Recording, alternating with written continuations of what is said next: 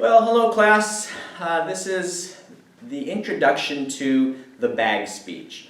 And the reason I have the bag speech in the curriculum is because, well, it can help us attain a few goals. Number one, it's an icebreaker. And especially when we're working remotely, it's really difficult to get to know each other as if we were in a face-to-face class. So that's one of the first things it'll do. I'm basically asking you questions. Tell us about your past, your present, and your future. And that's really the idea behind it, is to obviously practice making a speech, but also help us learn a little bit about each other, because I think it'll be a lot easier to present material in front of audiences that we feel a little bit more comfortable in front of. We know a little bit more about you. So number one, it's an icebreaker. Number two, also you get to present with three main points around a past, a present, and a future.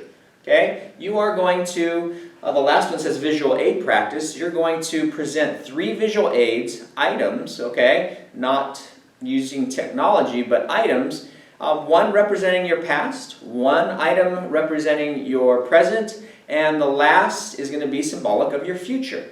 And so you are going to get used to presenting speeches with three main points. Obviously, you get to practice your delivery. And, the delivery can be done in a manuscript form. It can be memorized. Sometimes people will memorize it because, it's about them and it's about yourself. So basically, you have a lot of knowledge and, are an expert on that topic. So, and the last thing, it'll help us practice using an introduction, a body, and a conclusion. So this is a 3 to 4 minute speech. So please at least make the 3-minute mark. Okay, there is a point deduction if you don't make the 3-minute mark. You can go a little bit past the 4-minute mark, but no speeches beyond 5. Okay, so 3 to 4 is what we're shooting. That's your sweet spot shooting for. So those are some of the goals that the bag speech we hope to reach, and essentially the outcomes. So let's look at the way it's organized. You can see here we have the introduction. Just 3 things that I want you to do. I want you to gain attention. In every speech you give in this class, I'll want you to gain attention by, and I would ask the class if you were in front of me, how do you gain attention really quickly? Well, you can ask a question, okay? But also wait for an answer. Oftentimes when I observe brand new teachers and write up their evaluations, one of the things I notice is that they'll ask a question, and then if it's quiet, the teacher will answer it for the students. And they lose the opportunity to have the audience sit there, ponder the question, and then respond. So I don't want you to, obviously it's going to be, hopefully you'll have an audience where you are sheltering in place, but if you don't, hopefully you can just ask a question, and that would be an easy way to gain attention. Tell a very brief story. Most of us like the narrative. We get drawn in by stories, and so that's something that you can do, is just a brief story. You can show a visual aid. Okay, I know I mentioned 3 visual aids, 1 for each main point, but you can gain attention in that way. You could, use a quotation, something that means something to you. Okay, maybe it's a quotation that really informs how you live your life, etc. So those are some of the ways, and we'll talk about more throughout this semester, of ways to gain attention. I want you to have an attention getter for every speech you give in here. And then you introduce yourself after the attention getter, okay? Now, I have theme, and the theme is optional, and I'll tell you why. Okay? Let me give you first of all, give you some ideas of how this speech can be thematic, okay? I've heard speeches about 3 hobbies, When I was a kid, my hobbies were the Rubik's Cube, and then now I really am enjoying Sudoku. In the future, I would really like to write my own crossword puzzles or something, okay? I've heard speeches about sports. When I was a kid I played soccer, now I play basketball. In the future I really want to learn golf, okay? I've heard them around books that have been read, okay? When I was a kid I read Harry Potter, okay? Now I'm really into Jane Austen, and in the future I cannot wait to read Moby Dick or something like that. So you can see how themes can emerge. I've had people show various uniforms of places they've worked in, okay? I've had, in terms of, I worked at Round Table when I was a kid. Right now I'm working as an Uber driver, and in the future I want to use these scrubs because I want to be a nurse, right? So if you don't have to have a theme, okay? I do want to point that out. If you can't think of your life in terms of a theme, don't worry about it. I don't want you to get caught up there. Sometimes students really get rattled, or at least, there's a bit of a barrier there. So if you cannot think of a theme that you want to give this speech around, don't worry about it. Move right to the preview, which would be today. We're going to speak about, or I'm going to speak about, my past, present, and future, okay? And that's going to sound repetitive because everybody is going to have the same preview for this speech. Obviously, in the future, for your informative and your persuasive speeches, the preview will sound different, hopefully, for each one of you because you'll be giving the speech about different topics. Okay? So, once you get past that introduction, we move on to the body, and moving on to my past, this little X and line, basically, that represents that you're going to support your main point and why you chose the item you did. So for instance, if you pull out the Pooh Bear that your grandmother gave you and you just say, well, this is my Pooh Bear. I got it when I was 4. So let's move on to my present.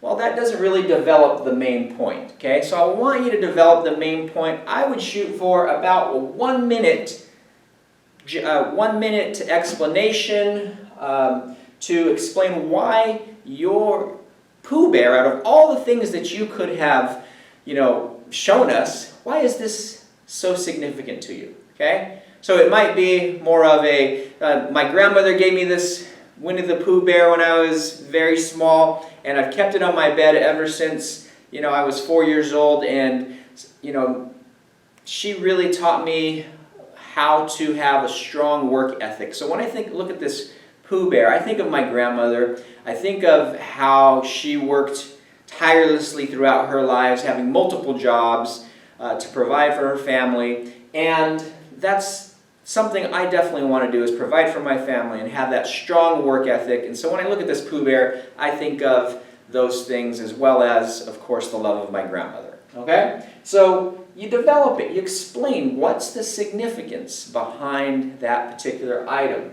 And then you transition. Now that we've discussed my past, let's turn our attention to the present, okay? In the present, oftentimes students will, show a textbook of whatever they're studying, or please, I'd like you to not just show our textbook because, everybody has it, and we know that you're in this class, but I'd really like you to focus on something that isn't really public speaking related, okay? So if you are a nursing major, maybe you talk about your favorite classes in nursing, or you talk about the internship that you are enjoying, hopefully, and that's when you show your scrubs, or you show something that symbolizes your present with regard to your field, okay? It could be whatever it is, the hobbies that you're wanting to talk about, but something in the present.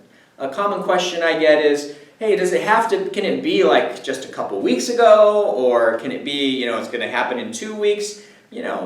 Define it how you will. I'm not going to get too nitpicky about, past being, when you're 4 years old, or past being 3 weeks ago. This is for you to define.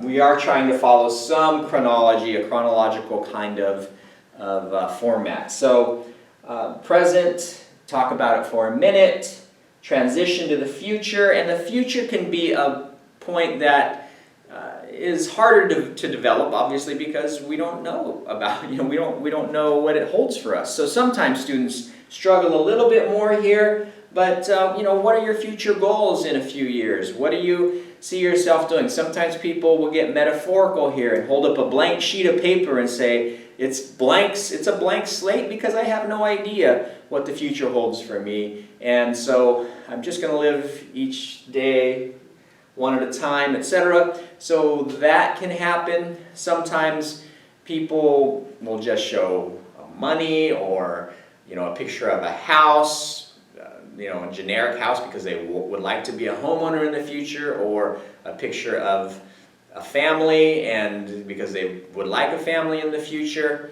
So whatever symbols in terms of your visual aids that you want to show for the future, like I said, they tend to be a little bit more metaphorical, and you might struggle to speak for a minute here. So really work on that part of it, okay? In terms of developing that future point. And then we move to the conclusion. Review your main points. So thank you very much for listening to my past, present, and future. I really appreciate your time and your comments on this speech, okay? So that's the finality, the end on a note of finality. There should be some closure. Sometimes students will immediately sit down and it feels like we didn't really have closure to their speech. I've seen students where they've just done beautifully throughout the majority of their speech and then get a little nervous towards the end and abruptly sit down, which isn't the way you want to leave your audience. Okay? So that is really the organization of the BAG speech. And I'll talk a little bit about the delivery. Okay? So I mentioned before, you can use a manuscript. If you've read the delivery chapter, you know that a manuscript is just that, a script that has every single word there. It's like, what politicians use most of the time, a teleprompter, where every word is there. It's nice to have every word there in case you forget something. So sometimes people enjoy delivering from a manuscript. Other students like to memorize it. I'm not going to require you to memorize any of your speeches, but this one, because it's so personal, might be one that folks memorize, okay? Like I said, it's not required. Other students like to use note cards. So they have like a speaking outline with just the, kind of like I have here, just a few bullet points that they want to make sure that they speak about, okay? Some students like to do that, and later on we'll talk about delivery choices, but what I want to do is kind of develop, or at least establish a beginning point, okay? To see what you would do without any instruction and really much knowledge of, or at least, based on this class, because it just started, you might have, knowledge from previous experiences, but I just want to see what your baseline would be, okay, in terms of your delivery. What is your style without any instruction from me? What I will grade you on for delivery specifically is eye contact. Are you able to make eye contact fairly consistently? And we'll talk about that in greater detail as this course continues, but what I really don't want you to do is to sit up here and read, and a lot of times when you read, it comes out in a monotone fashion, it sounds like you're reading, and it really puts the audience to sleep. So I want you to, at least, especially if you're giving a speech from the manuscripted notes, I want you to peak up pretty consistently so it feels like at least you have practiced it, you are talking to us, and you're not turning public speaking into public reading, okay? So that's really what I want you to focus on with regard to eye contact, okay? Volume. Are you speaking loudly enough? In this, in this format, we might not know if it's your equipment or your lack of projection, but make sure when you record this, or if you happen to do this in front of other people, that you're speaking so that we can hear you. Otherwise, you're not really communicating well. And then rate of speech, okay? When you play this back, make sure that you're not speaking too fast. Sometimes we speak, especially when we get a little nervous, we tend to pick up the pace, so the adrenaline kicks in, and of course we forget to breathe. It's amazing how breathing, when you get nervous, people tend to breathe not from the diaphragm, but just really shallow breaths and not enough. Okay, so rate of speech will be something I pay attention to. So just those three things, okay? As the course progresses, I will start including far more criterion so that, as you get more experience, you are able to hopefully improve and be a bit more, effective with your delivery. So those are the three items that I'll pay attention just for this speech and really grade. Visual aids, like I said, 3 minimum, 1 for each main point.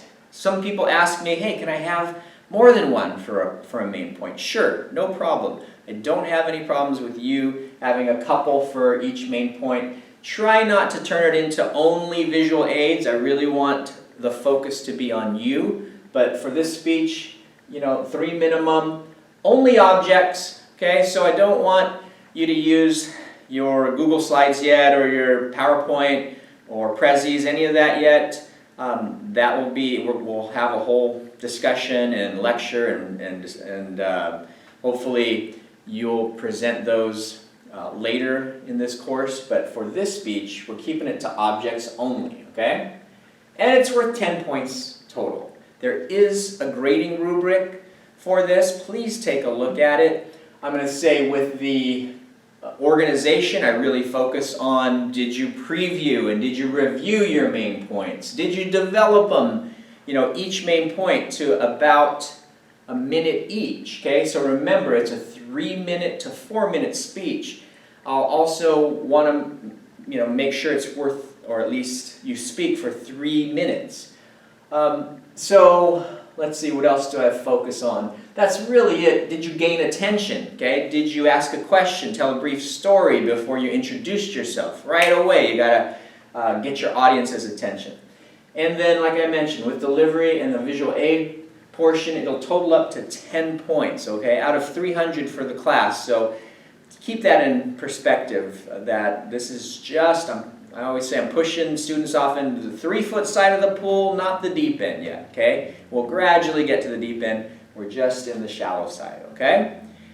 Please ask me if you have any questions via email or Zoom during my office hours. I'd really like to answer any questions, and thank you very much for your attention. Have a good day.